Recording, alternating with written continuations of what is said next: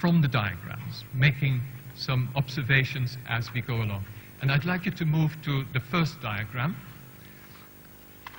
number 1.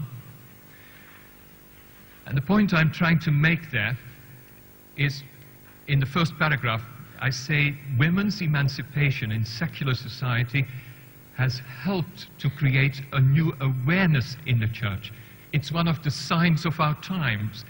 It is not the source from which women's participation in the ministries derives.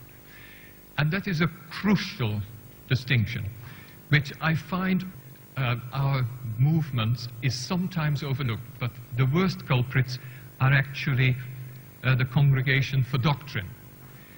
In all their official documents, they always state as the main reason why we now have this bothering question about women who want to be priests is because of emancipation in society. And therefore, we should resist it. It is something foreign, it's secular, it doesn't come from Christ, and so on.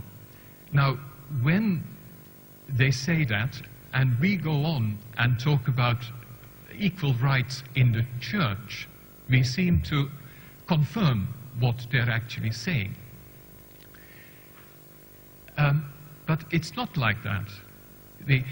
We're not insisting that women should be ordained because of equal rights. The equal rights movement in our time has opened our eyes. It's just what the Vatican Council says, that things happen in society which are signs of the times, and then we go back into our Christian storeroom and say, damn it all. It's like about slavery, that horrendous history of us Christians collaborating with slavery, justifying it out of scripture, out of tradition. You know, my heart bleeds, really. When I think of the injustices committed against so many people. But when did it stop? Thanks be to God, when secular emancipation became very, very strong, the church was forced to look back at its own sources. And then it saw it wasn't like that.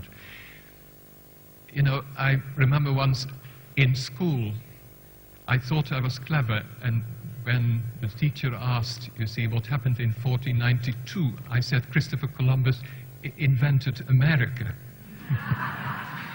And it was pointed out to me that there is a difference between inventing or discovering.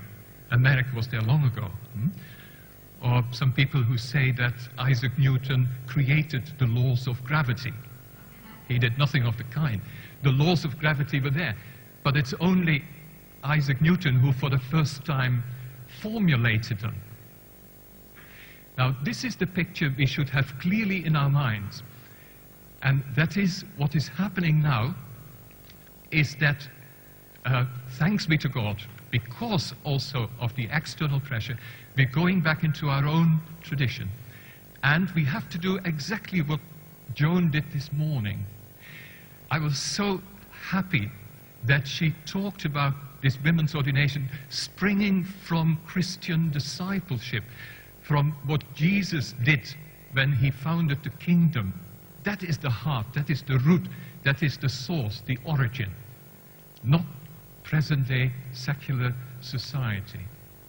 But it makes us Christians ashamed now that we see that we weren't the first, really, from our Christian tradition, to have discovered that that is truly what Christ also meant. We have quite a history of oversights in our Christian tradition.